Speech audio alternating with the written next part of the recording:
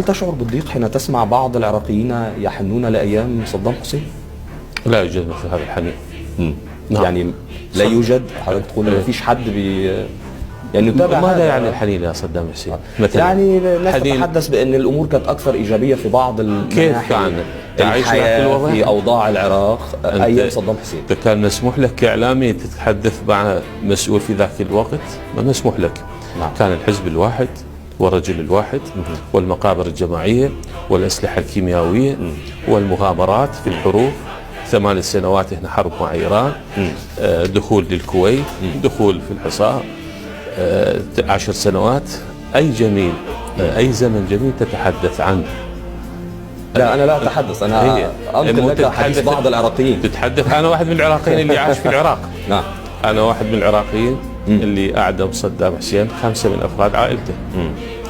أنا اللي واحد من العراقيين اللي عاش زمن الحصار.